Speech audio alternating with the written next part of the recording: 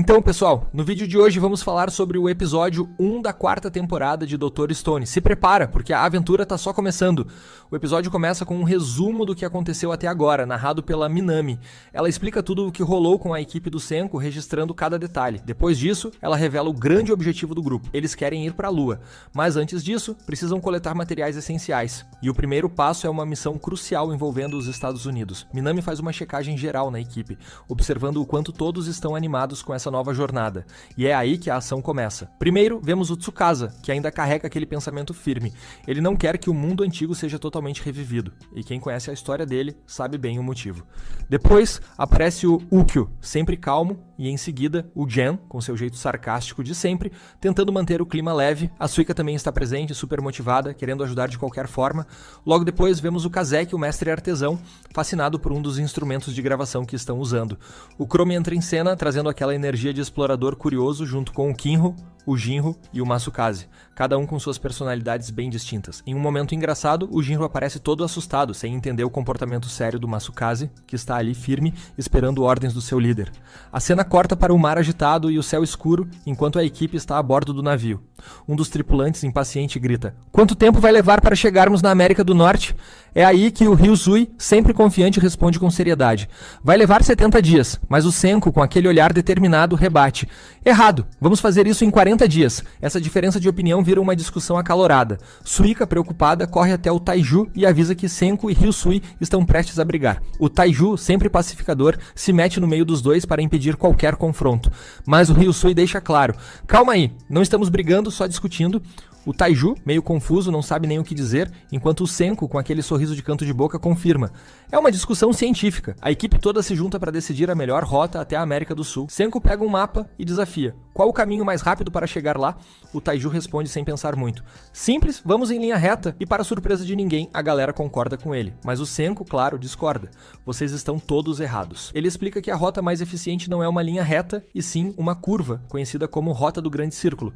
Para provar isso, ele usa um globo e uma corda para medir a distância, e o resultado é chocante. O caminho do Senku realmente é mais curto. Apesar da explicação, a discussão continua. Ryusui insiste que a viagem levará 70 dias, enquanto o Senku garante que com a rota certa serão apenas 40. Senku enfatiza na importância do tempo. Se demorarmos 70 dias, o inverno vai chegar antes de concluirmos nossa missão, e isso pode comprometer o ano inteiro. Precisamos fazer isso em 40 dias para garantir recursos essenciais, como álcool e frutas para o processo de despertar. O episódio termina com a equipe refletindo sobre o desafio à frente, sabendo que cada decisão pode definir o futuro da humanidade, e é por isso que precisamos chegar lá em 40 dias. Concorda, né? Mas a discussão continua, porque o grupo está dividido. Alguns acham que o Ryusui tem razão, já que ele é realista e pensa no presente, enquanto o Senku é lógico e sempre mira no futuro. Nesse clima de tensão, o Gen decide apoiar o Ryusui, enquanto do outro lado, a Kohaku fica do lado do Senku. Parece que a disputa entre eles vai esquentar ainda mais, e o restante da equipe começa a se preocupar com o rumo que essa competição pode tomar. Para aliviar a tensão, eles decidem resolver a disputa de uma forma inusitada, jogando pôquer. Quem assume o jogo é o Ukyo, enquanto a galera observa apreensiva, achando que essa batalha vai ser mais intensa do que parece. Senku e Ryusui ficam frente a frente e Senku provoca: "Ei, Ryusui, por que você caprichou tanto no visual hoje?" Ryusui, com aquele ar confiante de sempre, responde: "Isso é óbvio, estamos em um jogo formal, e quem vencer será considerado o líder desta missão." Gen entra em cena novamente, com suas cartas na mão, e surpreende Senku ao declarar apoio ao Ryusui. Ele até grita de forma teatral: "Eu diria que há uma chance de 10 bilhões de que você vá trapacear nesse jogo. Ryusui?" Ryusui, sem perder a pose, retruca: "Meu amigo, sua confiança em mim tá abalada. Que decepção." Enquanto isso, Kohaku também se junta à mesa para apoiar o Senku. O clima está tenso, mas ao mesmo tempo divertido. O Kyo, sempre calmo, sugere uma forma justa para decidir quem começa. "Vamos resolver isso no pedra, papel e tesoura. O vencedor será o primeiro a jogar." O jogo começa e Gen, mesmo tentando manter uma expressão neutra, claramente está ansioso. Ele observa as cartas com atenção, fingindo que não entende o que está acontecendo, mas quem o conhece sabe que ele está analisando tudo nos mínimos detalhes. Kohaku, por outro lado, fica de olho para garantir que Gen não tente nenhuma trapaça.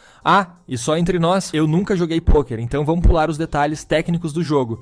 No final, o vencedor é o Senku, mas não foi uma vitória comum. Ryusui, claro, tentou algumas estratégias para virar o jogo, mas não deu certo e ele não ficou nada feliz com isso. Como combinado, o resultado do jogo define que a equipe seguirá pela Rota do Grande Círculo, o plano do Senku. Alguns ficam um pouco desapontados, já que apostaram no Ryusui, mas ele, com o charme de sempre, diz: Relaxem, pessoal. Vou mostrar algo que vai animar vocês. E é aí que ele revela. Um cassino improvisado no navio. A galera vibra e o clima tenso dá lugar à diversão enquanto todos aproveitam o momento. Depois de um tempo, Ryusui pergunta ao Senko, curioso. Ei, Senko, por que você de repente abriu um cassino? Qual é a ideia por trás disso? Senko, com sua típica calma, responde. O ambiente precisa ser adequado, Ryusui. Estamos com menos de 30 dias para nossa jornada e o moral da equipe é fundamental. Eu pensei que se fôssemos melhorar o clima, isso ajudaria a manter o foco. Então, em troca de 10 dias, eu organizei comida e diversão para todos. Ryusui fica surpreso, mas Senko continua. Em troca de mais 10 dias, criei uma área recreativa para a equipe. Com isso, temos mais energia para seguir nosso caminho. Ele então se volta para o resto da equipe dizendo: comida, entretenimento, mas não se esqueçam, devemos ter bebidas também. Logo depois, todos ficam empolgados com a novidade. Vemos um cenário onde a equipe está feliz, aproveitando os momentos de diversão, e o clima de camaradagem se fortalece entre eles. Senko, com um sorriso, propõe uma grande rodada de bebidas, e todos, mesmo após a diversão, têm a sensação de estarem no paraíso, no meio do mar e da missão. A cena então muda e vemos o Ukyo refletindo sobre o que está acontecendo. Ele diz para Gen: tudo isso é parte da vontade de Senko. Ele tem sua estratégia, mas o que importa mesmo é o caminho mais difícil, aquele em que nossa inteligência será posta à prova. Gen, com seu estilo descontraído, responde: isso não é nada demais. Não fique pensando demais, Ukyo. O jogo de futebol foi sério, mas no final é só mais uma estratégia para motivar a equipe. A cena final mostra Senko olhando para o céu com um olhar determinado enquanto o vento sopra. Ele está focado em sua missão e sabe o quão importante é esse momento para o futuro da humanidade. Se você gostou do vídeo, não se esqueça de deixar o seu like, se inscrever no canal e compartilhar com seus amigos. Até o próximo vídeo. Tchau! Então, pessoal, no vídeo de hoje vamos explicar o episódio 2 da 4ª temporada de Dr. Stone. O episódio começa retomando o final do anterior, com Senko e sua equipe se divertindo, comemorando o fato de que agora conseguiram reduzir o tempo da viagem para 40 dias. Mas, para entender como chegaram até aqui, voltamos 2 semanas no tempo. Nesse flashback, vemos Senko coletando sementes de ferro e começando o processo de torrefação. Após secá-las, ele compartilha o material com Kwako. Em paralelo, Suika aparece para conversar com Ryusui e Senko, reclamando que ela não pode beber álcool. Ouvindo isso, Ryusui decide que é hora de animar ainda mais o clima e dá a missão de preparar uma bebida especial para François. François, como sempre impecável, se propõe a fazer um coquetel sem álcool. Senko, prestativo, diz que está à disposição caso ela precise de alguma coisa. François agradece, mostrando o quanto confia nele nessa situação. A cena muda e vemos Senko e sua equipe iniciando a produção do famoso gum syrup, xarope de goma. Senko explica para todos que está lavando a farinha de forma cuidadosa para evitar qualquer impureza no processo. Em seguida, ele adiciona ácido sulfúrico na mistura, o que faz Gen surtar. Você tá maluco, Senko? Jogando ácido sulfúrico na nossa bebida? Mas Senko, com aquele ar de gênio despreocupado, continua o processo sem se abalar. Ele acrescenta carbonato de bário, provocando ainda mais gritos de desespero de Gen e Kazeki, que acham que aquilo é pura loucura. Senko responde com um sorriso. Relaxem, isso faz parte da ciência. Parece perigoso, mas está tudo sob controle. No final, ele revela que toda essa poção maluca era apenas parte da fórmula para criar o açúcar do xarope. Após misturar bem, ajustar o pH e filtrar, o líquido de goma finalmente está pronto. Chrome, curioso, decide experimentar, e o susto é imediato. O sabor é intenso e surpreendente. Já Suika, quando prova, fica com os olhos brilhando de felicidade, achando o sabor simplesmente delicioso. François, com seu toque especial, transforma o xarope em uma bebida incrível, animando ainda mais a equipe. Depois dessa pausa refrescante, a cena muda para Jinro e Kinro, que estão conversando próximos a Masukaze. Jinro, após beber um pouco, fica mais solto e curioso. Masukaze, me conta uma coisa. Qual é a sua história? Você parece tão sério o tempo todo. Masukaze, com um olhar melancólico, responde: meu senhor sempre teve uma vontade forte, até o último momento. Após a conversa entre Jinro, Kinro e Masukaze, o episódio nos leva para um flashback impactante revelando um pedaço sombrio do passado da ilha. Vemos uma cena em que misteriosas armas de petrificação caem do céu, sendo entregues a certos humanos. Essas armas são usadas sem piedade, transformando pessoas em pedra, enquanto o caos toma conta da ilha. O líder do grupo, com uma aparência imponente que lembra um pássaro, observa a situação e declara com frieza: se isso continuar, vamos atacar essa ilha e destruir todos eles. Enquanto a destruição avança, o senhor de Masukaze também é alvo da petrificação. No momento crítico, Masukaze, demonstrando lealdade inabalável, corta as mãos de seu mestre para impedir que ele seja completamente petrificado. Em seguida, ele o carrega até uma ilha remota, buscando salvar sua vida. Mesmo gravemente ferido, o senhor de Masukaze tem forças para refletir sobre o que aconteceu. Por que deram essas armas de petrificação aos humanos? Eu achava que fosse uma proteção divina, mas se fosse, não usariam isso para transformar toda uma ilha em pedra. O senhor percebe que há algo muito errado, como se estivessem sendo manipulados para se destruírem. Essa revelação é devastadora para ele e Mazukase, incapaz de oferecer respostas, apenas escuta em silêncio, sentindo o peso da culpa. Com o tempo, o desespero toma conta da situação.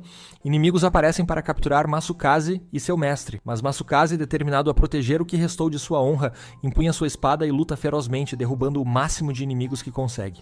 Porém, o destino é cruel. No final, Masukase também acaba sendo petrificado. Antes de seu corpo se transformar por completo, ele faz uma marca em seu próprio braço, talvez como um último sinal de resistência ou um lembrete para o futuro. O episódio retorna ao presente, com Mazukase compartilhando sua dolorosa história com o grupo. Ele admite com o coração pesado: "Eu falhei em proteger meu mestre. Essa culpa nunca vai me deixar." François, em um gesto de empatia, oferece uma bebida para aliviar o fardo emocional. Mazukase aceita, mas a bebida é tão forte que o deixa completamente desnorteado. Enquanto tenta se recompor, ele vê Kohaku e Kinho treinando juntos. A visão traz de volta memórias confusas de quando estava inconsciente, lembrando de Tsukasa e Kinho o carregando para algum lugar. Masukase, ainda abalado, se aproxima de Tsukasa e diz com sinceridade: "Me desculpe pelo que fiz com você. Naquela época, eu não estava em meu juízo perfeito." O episódio encerra esse arco emocional com Masukase confrontando seus traumas enquanto o grupo continua unido, fortalecendo seus laços em meio aos desafios. Depois da emocionante conversa entre Masukase e Tsukasa, vemos que Tsukasa não se deixa abalar facilmente. Com um olhar sério, ele responde: "Masukase, acho que o que você precisa mesmo é de um pouco de treinamento." A cena então muda e agora acompanhamos Senku e Chrome em uma tarefa crucial: reviver alguém usando o fluido de ressurreição. E quem eles trazem de volta não é ninguém menos que Ryoga, o habilidoso guerreiro. Assim que Ryoga desperta, Tsukasa se aproxima e diz: "Ryoga, preciso da sua ajuda. Você pode treinar Masukase com suas técnicas refinadas de artes marciais?" Ryoga, sempre enigmático, responde com um sorriso sutil: "Sim, mas tem uma condição." Antes que ele termine, Senku o interrompe com seu jeito direto: "Deixa eu adivinhar, você quer que o Tsukasa peça desculpas por quase ter tirado sua vida, certo?" Mas Ryoga, surpreendendo a todos, diz: "Não. O que eu quero é que vocês usem o fluido de ressurreição para reviver mais 2 pessoas." E assim, eles trazem de volta Mojo e Omura, expandindo ainda mais o grupo. Após o revival, vemos uma sessão intensa de treinamento, onde Ryoga coloca Masukase à prova com técnicas rigorosas. O objetivo não é apenas fortalecer seu corpo, mas também sua mente e espírito. Enquanto isso, Ryusui e Gen discutem sobre navegação. Ryusui compartilha uma curiosidade fascinante: "Sabiam que os vikings chegaram aos Estados Unidos 500 anos antes de Colombo?" Jinro, sempre emocional, se emociona com a história. "Uau! Eles completaram a jornada deles de forma tão incrível." Kirisami, observando o grupo, comenta: "O único marco verdadeiro no mar é o sol." E Kohaku acrescenta: mas nem todos os dias o sol está visível." Então Ryusui conclui: "Com certeza, os vikings usavam a Pedra do Sol para se guiar." Nesse momento, Senku interrompe a conversa com aquele sorriso confiante de sempre: "Não se preocupem, nós temos algo ainda melhor, um GPS." Gen, curioso, pergunta: "Mas Senku, como um GPS funciona no mundo da pedra?" Senku explica que eles estão conectados com o Japão através de um sistema rudimentar, mas eficaz. A cena então corta para Huri e outra garota, que monitoram o tempo e enviam sinais para a equipe de Senku, permitindo que mantenham a rota correta. Tudo parecia perfeito até que o clima decide virar o jogo. O céu escurece, nuvens carregadas aparecem e uma forte tempestade começa a se formar. O desespero toma conta da tripulação. Chrome e Suika se abrigam em suas cabines e Suika comenta: "Se ao menos tivéssemos uma Pedra do Sol, como na história dos vikings." Essa frase acende uma ideia na mente de Chrome. Ele corre até sua oficina, pega uma pedra misteriosa e vai até Kohaku. Juntos, eles começam a investigar se há algo especial nela. Após muito esforço, eles finalmente descobrem algo incrível: uma pedra branca que, ao ser exposta à luz, revela uma propriedade fascinante. Chrome observa atentamente e percebe que consegue localizar o Sol, mesmo com o céu nublado. Senku, ao ver a descoberta, fica empolgado: "Isso é calcita, um prisma natural que divide a luz em 2 feixes, permitindo identificar a posição do Sol, mesmo em dias nublados." Essa descoberta renova as esperanças da equipe, permitindo que continuem sua jornada com confiança, mesmo sob as condições climáticas adversas. E assim, com novos aliados, desafios superados e uma descoberta científica crucial, a jornada da equipe de Senku avança mais uma vez. Se você gostou do vídeo, não se esqueça de deixar seu like, se inscrever no canal e compartilhar com seus amigos. Até o próximo episódio de Dr. Stone. Então, pessoal, no vídeo de hoje vamos explicar o episódio 3 da 4ª temporada de Dr. Stone. Se você está acompanhando a saga, sabe que no final do episódio anterior, Senku e sua equipe finalmente chegaram à América. O episódio começa exatamente nesse ponto, com Senku e sua equipe desembarcando em solo americano. O clima é de empolgação e curiosidade, mas logo eles percebem algo estranho. Usando o telescópio, Senku observa que há várias pessoas petrificadas espalhadas pelo local, ou seja, o fenômeno da petrificação atingiu a América também. Saito comenta que, embora soubessem da possibilidade disso isso ter acontecido, é impactante ver de perto. Ele reflete sobre como essa é a primeira vez que estão explorando esse novo mundo e lembra das esperanças que tinham de que talvez o outro lado do oceano já estivesse reconstruído.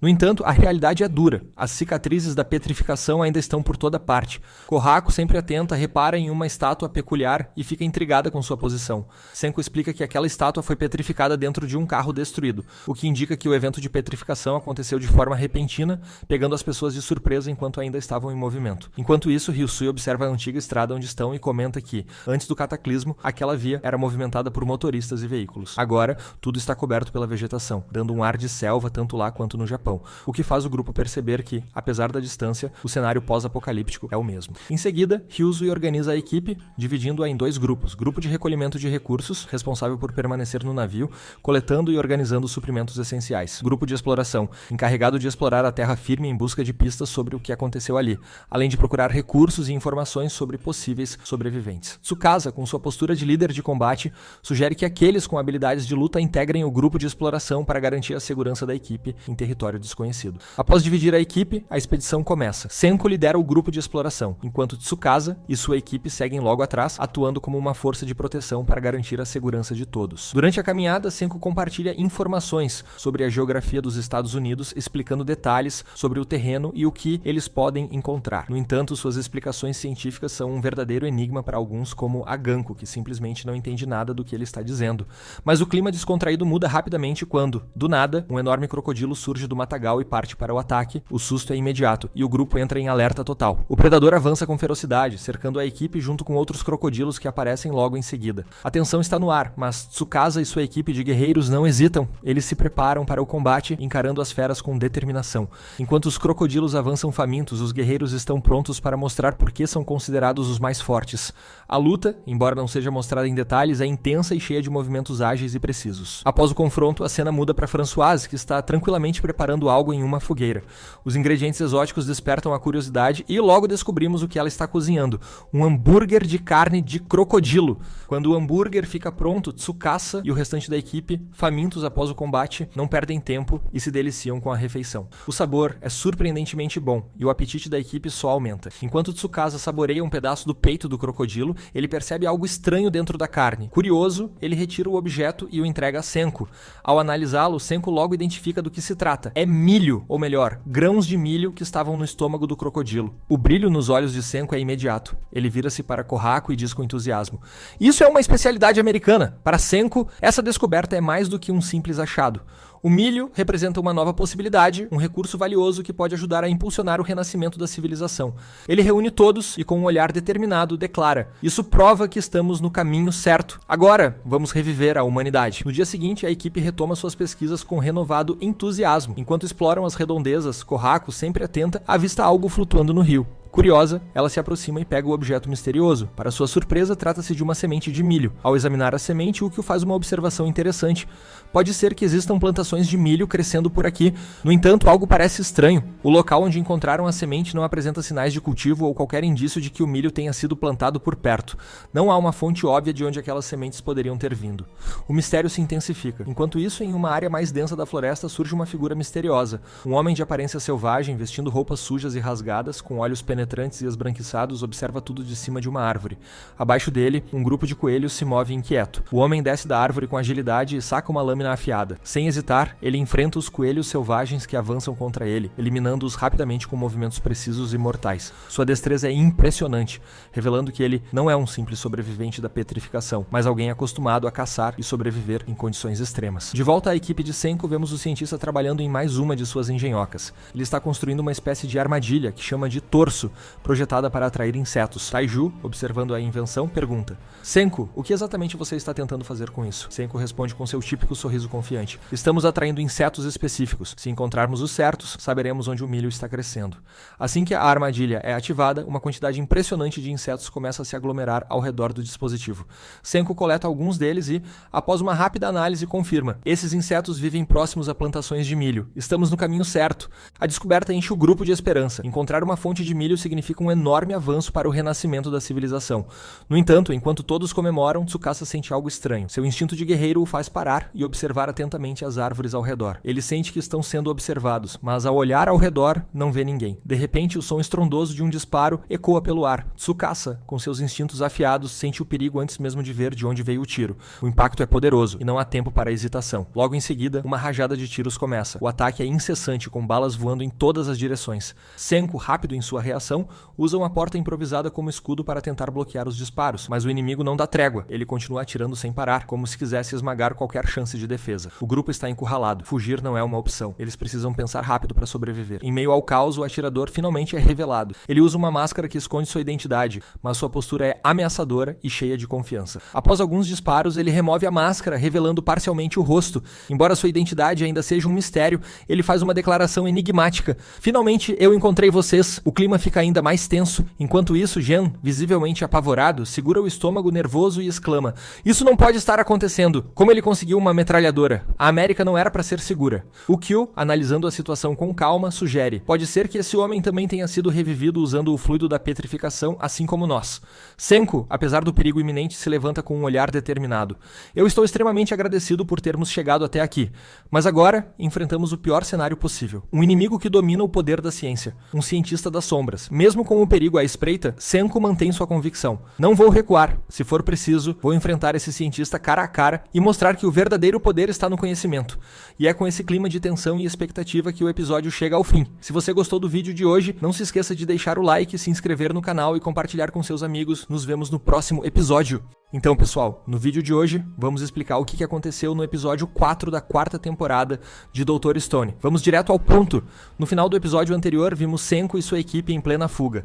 Já no começo deste episódio, eles ainda estão correndo e conversando sobre o misterioso homem que atirou neles. Todos ficam surpresos ao perceber que, em algum lugar, existe outro cara como o Senko, que também foi ressuscitado. Enquanto isso, o Kyo ouve um barulho estranho vindo de trás. Ele alerta o grupo e Kohaku logo percebe que é algo incomum. Eles estavam fugindo há um tempo e achavam impossível que alguém os alcançasse tão rápido.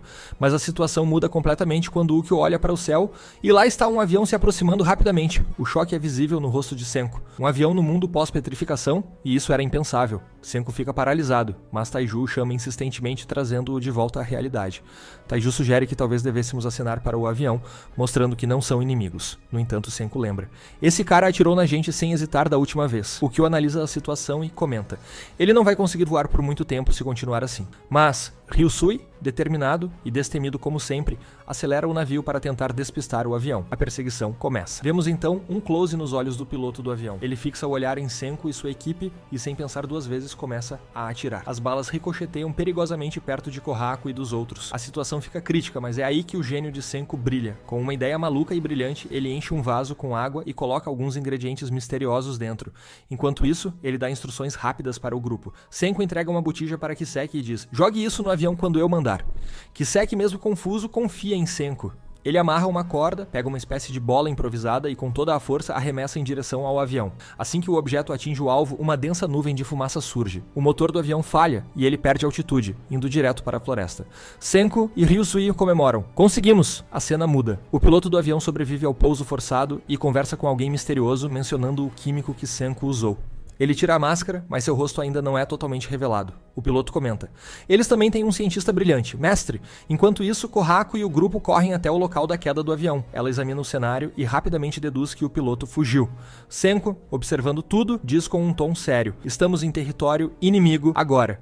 Nesse momento, Gen percebe o verdadeiro plano por trás de tudo e a tensão só aumenta. Após a queda do avião, Taiju volta ao trabalho com sua energia de sempre, ajudando a equipe a mover o que sobrou da aeronave. Enquanto eles avançam, Kohaku observa algo atrás dos destroços e com um sorriso intrigado chama Senko: "Eu encontrei algo interessante." Curiosos, todos se aproximam e ficam eufóricos ao descobrir pedras cristalizadas que se parecem com fragmentos de cana-de-açúcar. Isso acende uma esperança em todos, pois pode indicar a proximidade de um campo de cana, essencial para sua missão.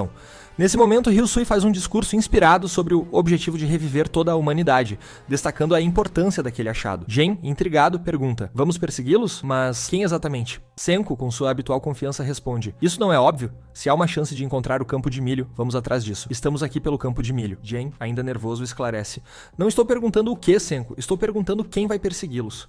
A cena corta para a densa selva, onde vemos Jen, Kohaku e Chrome em uma expedição de rastreamento. Kohaku e Chrome estão animados, prontos para qualquer desafio, enquanto Jen, sempre cauteloso, observa cada detalhe. Eles começam a seguir pegadas frescas, mas, à medida que avançam, Jen sente algo estranho. Ele pensa consigo mesmo. Se nossos inimigos não têm habilidades, talvez estejam tentando nos enganar. Com um sorriso astuto, ele conclui. Se estão desafiando um mentalista como eu, é um erro fatal. Aqui temos um flashback rápido de Jen conversando com Ukyo sobre uma frustração passada, mencionando o quanto ele odiava perder, até mesmo em jogos triviais. De volta ao presente, ele reflete. Desta vez, eu não vou perder. Jen assume a liderança e instrui. Vamos mudar de tática. Me sigam, mas mantenham distância. Enquanto caminha sozinho, sua expressão muda de confiante para nervosa. Ele sente uma presença e, de repente, um homem mascarado surge das sombras, apontando uma arma diretamente para ele. O homem pergunta friamente: "Quem é você e de onde veio?" Jen, tentando manter a compostura, tenta responder, mas o homem o interrompe, revistando sua bolsa sem encontrar nada suspeito.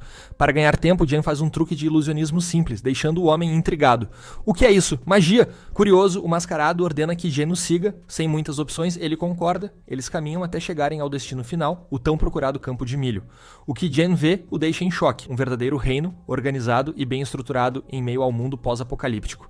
Antes que ele possa processar tudo, é levado diretamente ao cientista-chefe daquele lugar. Para a surpresa de Jen, sua recepção não é das mais calorosas. Eles o colocam dentro de um tanque de água, provavelmente para um teste de resistência ou algum tipo de verificação. O mistério sobre quem controla esse novo território só aumenta, deixando um suspense no ar. No misterioso reino onde Jen foi levado, ele se vê cercado por uma estrutura tecnológica impressionante, algo que jamais esperava encontrar em um mundo pós-apocalíptico. O lugar é estranho e a tensão está no ar.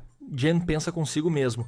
O que será que vão fazer comigo aqui? Logo, um cientista se aproxima e com um tom casual diz: "Acho que ainda não apresentei o cara ao seu lado. Ele tem um hábito meio peculiar, gosta de inalar gás venenoso." O homem ao lado, com uma expressão entediada, responde de forma sarcástica: "Cala a boca, isso é só um cigarro." É então que descobrimos o nome dele, Stanley Snyder, um ex-soldado com um olhar frio e calculista.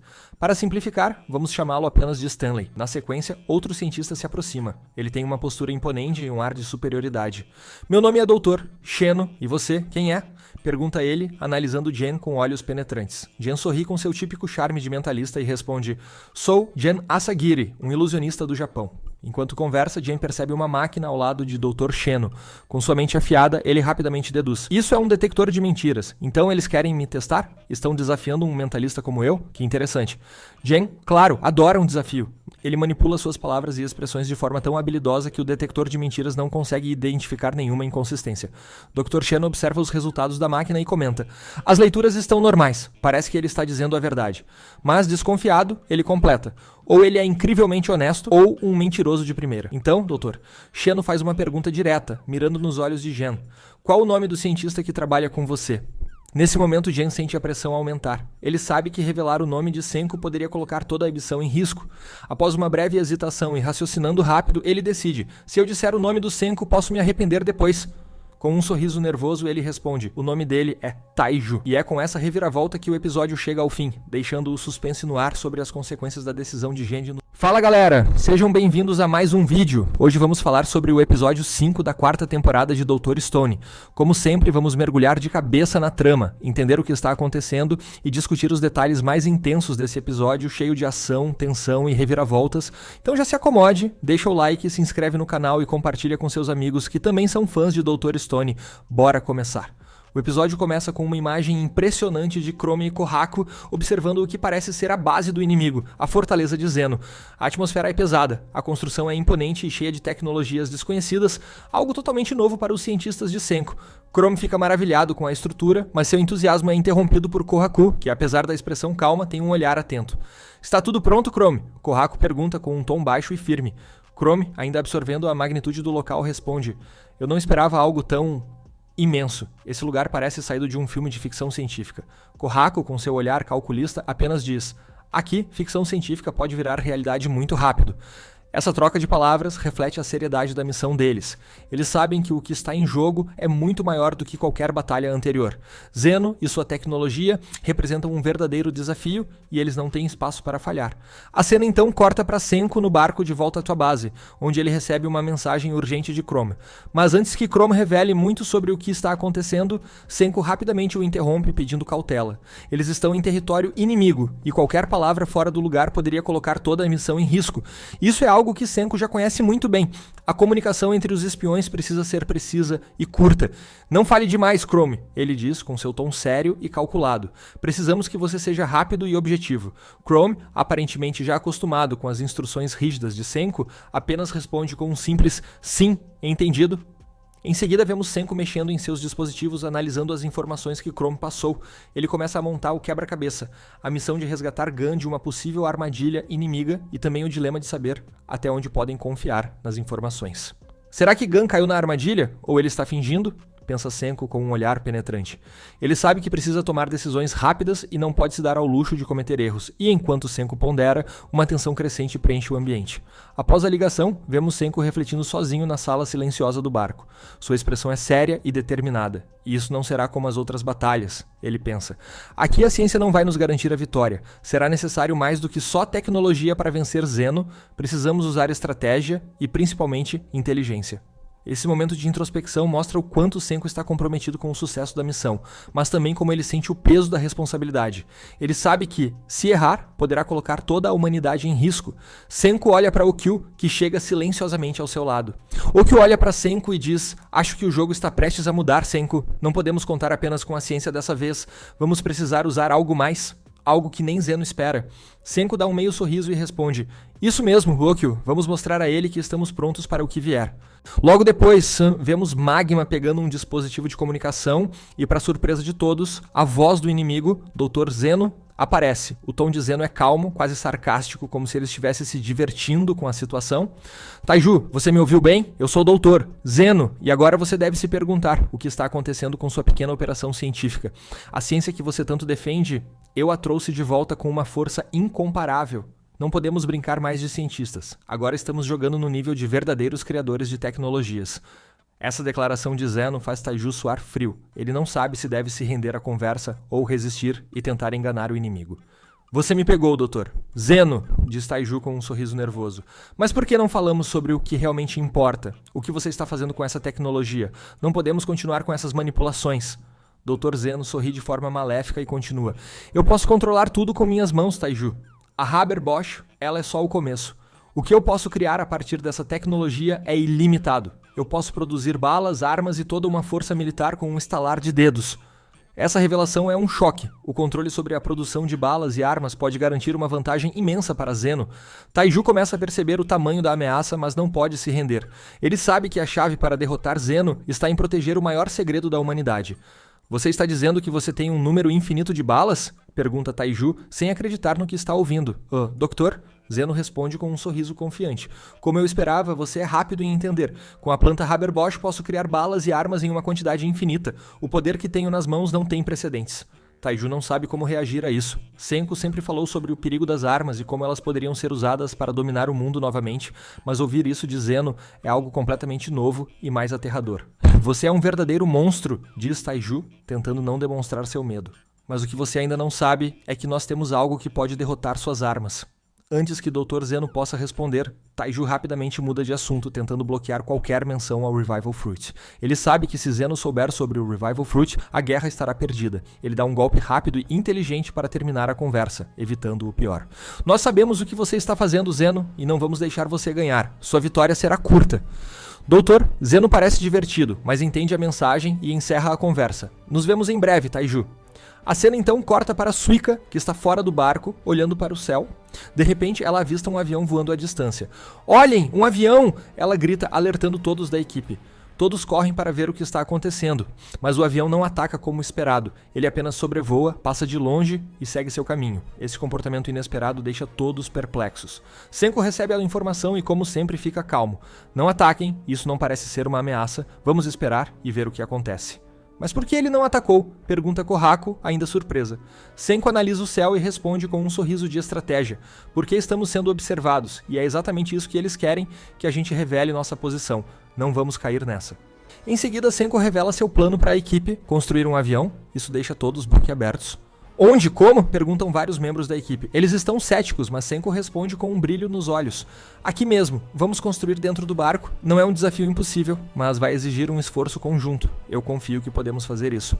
Esse momento é crucial para a história. A equipe, mesmo com suas dúvidas, começa a se animar com a ideia de construir algo tão ousado e épico. Eles sabem que precisam de um avião para enfrentar Zeno, e Senko acaba de dar o primeiro passo. A cena muda para Magma, que começa a manipular um policial, convencendo-o de que, ao matar Dr. Zeno, ele se tornará o líder da nação. Essa manipulação é sorrateira e parece estar dando certo, até que de repente, Magma é surpreendido por um golpe. Nick entra em cena, derrubando Magma e levando-o de volta para a cidade. A equipe de Senko está um passo mais perto de alcançar seu objetivo. Com as forças inimigas se aproximando, o clima fica tenso. Senko e sua equipe, junto com Stanley, avançam para a base de Zeno. Todos sabem que a batalha decisiva está prestes a começar. O episódio termina com todos se preparando para o confronto. O futuro da humanidade está nas mãos de Senko e seus aliados. Eles sabem que qualquer erro pode custar tudo. Quem sairá vencedor dessa batalha científica? O que Zeno está realmente planejando? Fiquem ligados, porque o próximo episódio promete trazer ainda mais surpresas e reviravoltas. A tensão está no auge e cada movimento agora é crucial.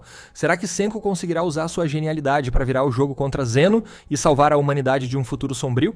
Ou será que a manipulação e a estratégia de Zeno irão prevalecer, transformando o mundo em um lugar irreconhecível? Só o tempo dirá. Então, pessoal, esse foi o resumo detalhado do episódio 5 da 4ª temporada de Dr. Stone. O que vocês acham de tudo o que está acontecendo até agora? Senko está se saindo como o verdadeiro líder ou ele está subestimando o poder de Zeno? E qual será o próximo passo de Zeno? Eu quero saber o que vocês acham. Deixe seu comentário aqui embaixo. Não esqueça de curtir o vídeo, se inscrever no canal para não perder as novidades e compartilhar com os amigos, especialmente com aqueles que estão acompanhando essa temporada épica. Nos vemos no próximo vídeo, onde vamos continuar nossa jornada para descobrir o que vem a seguir nessa batalha científica sem precedentes